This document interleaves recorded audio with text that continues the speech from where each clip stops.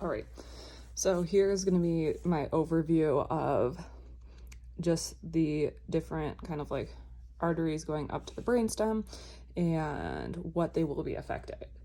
So just generally, this is like our circle of Willis, that blood flow going up there. I do not have the carotid artery, but it would be going generally kind of like to where the MCA is. So the carotid will only affect the MCA or the ACA, whereas the vertebral is going to be supplying kind of the rest of it. So if we start at the bottom, we have our pica, which is going to be going to the cerebellum. We go then to vertebral, and then this is kind of a cutoff for where the medulla is going to be. So these are the two arteries you have to focus on for the medulla. And as a general rule of thumb, you can kind of think of the cranial nerves in 3 different sections. So we're going from kind of like midbrain / coming off the brain as the first 4. Then our pons area as 5 through 8, and our medulla as 9 through 12. And that'll kind of help you decide maybe what area of blood supply may be affecting those specific like nerves, and then you can kind of triangulate the area a little bit better if you're given a question on that. Okay, so yep, that's kind of that general rule of thumb. And then as we're moving up, we have the ICA and the basilar paired together in the pons section, and then we go into like the PCA, MCA, and ACA, so our cerebellar ones. So if we start looking at MCA, you're going to be thinking, okay, upper extremity loss greater than lower extremity loss, basic kind of rule of thumb, just kind of thinking about also the general things that are in that MCA area. Then ACA, kind of that frontal lobe, lower extremity greater than upper extremity. You're having things like apraxia and incontinence due to not having kind of that frontal lobe control and that planning. PCA, that's where our visual is going to be, so that tends to be an easier one. You might have some problems with involuntary movements, and monotonous hemoptysia, which is similar to MCA. So those are kind of general for those frontal ones, which I feel like are a little bit easier to remember what goes where in the brain. Our midbrain, when we start thinking out of it, you're going to have some issues with hemiplegia because you're affecting some of those like tracts going up, but you're also going to have cranial nerve 3 palsy. When we go back here, we're thinking of the things that kind of come off that midbrain, and it's really going to be kind of like in that 2 and 3 area. So it makes sense that you're going to have some issues with cranial nerve 3 because that is one of the nerves coming off of that area. So midbrain, cranial nerve 3. Internal capsule, the big clue for that is going to be upper and lower extremity are both involved. Whereas when you get into the brain, there's more of a specific, is it lower extremity more affected with kind of that frontal lobe, ACA, or is it upper extremity more affected, MCA? Okay, so now as we move down, we're going into our pons. So you have like the medial and lateral are going to be the big sections for our pons and our medulla, which is kind of this harder section.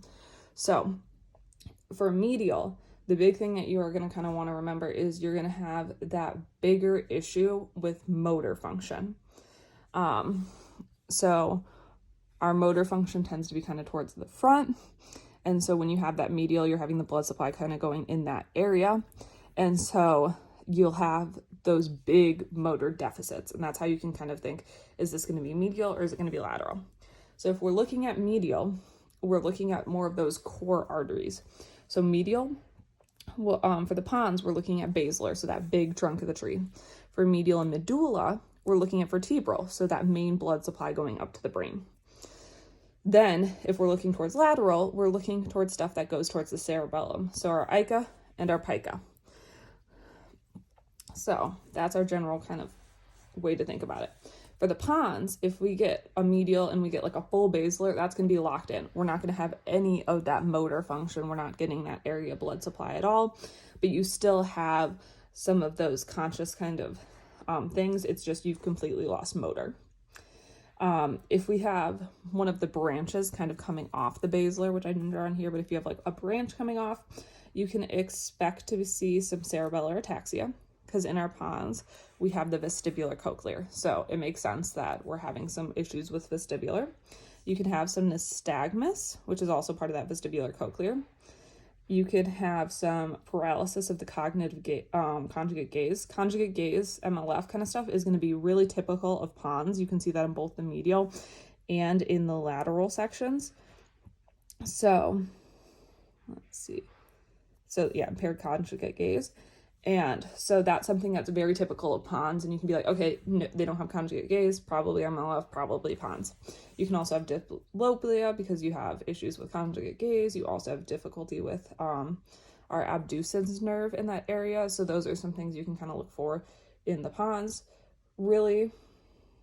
And then contralateral, you're having those big problems with hemiparesis, cueing you, this is medial. And then issues with contralateral sensation because we are knocking out kind of that area where we're having crossing happen. So that's why you will still have some sensation problems with the big Q is hemiparesis. Okay, so now we're looking at lateral, ICA. So going to the cerebellum, we're of course going to have some cerebellar ataxia, some problems with that. We also have vestibular cochlear in that area. So we would really expect to see some of those kind of like vestibular problems. Now we're seeing some facial paralysis just by where the facial nerve kind of comes out. Conjugate gaze, really typical of PONS. Then we're having some issues with some more of the sensory stuff when we're looking at lateral. So we're having some deafness, tinnitus, that's the sensory portion of vestibular cochlear, and impaired face sensation because we do have trigeminal in the area. Then contralateral, we're having problems with pain and temperature. So kind of that thinking lateral side of our brainstem is where that pain and temperature would be. So lateral, we're having issues with pain and temperature. Okay, finally, we'll move to kind of that medulla. So medial, vertebral artery, because it's the major artery. The major artery in the PONS, basilar, also the medial one. Then, because it's medial, we're having problems with motor. So we'll have some ipsilateral paralysis, half the tongue, and then contralateral hemiparesis of upper and lower extremities. So same kind of thing, contralateral hemiparesis for both of them. Then we would also have that impaired sensation. We're marking out some of that middle area where they're crossing, so you're having issues with sensation. So medial medulla, not that different from medial PONS. PONS just kind of has that impaired MLF and some of that ataxia because we do have vestibular cochlear because it's in the 5 through 8. Okay, finally, let's move to our lateral, which is going to be our pica, and it can have that Wallenberg. It can also have our Horner syndrome. We're thinking down, this is where the sympathetic, we're having some of those problems. We have that sympathetic chain going kind of beside, so that is where we get our Horners. So we're thinking of things kind of in that vagus nerve, that issue with that sympathetic sensation, all that kind of stuff. So issues with the meiosis, the one eye being bigger than the other, ptosis, kind of that drooping, decreased sweat on the one half of the face, dysphagia, and impaired speech. All of those can kind of come from vagus, glossopharyngeal. So it makes sense that it's going to be in the medulla and then laterally because we're not seeing some of those major sort of paralysis situation.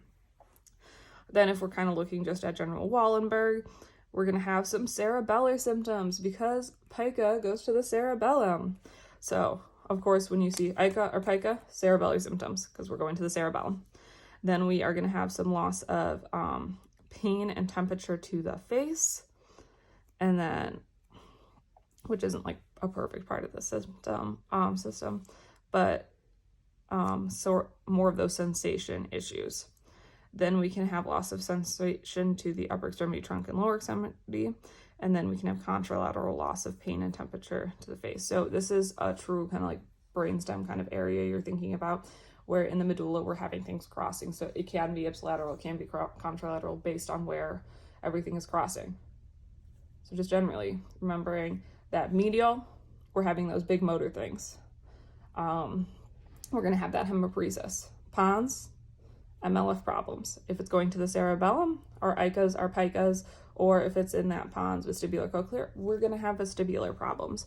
So that's how you can kind of generally differentiate what is happening in kind of that lower brainstem. Also, just fun fact, I looked it up because I was curious. Horizontal gain center, PONS, vertical gain center, higher midbrain. So that's my general quick overview.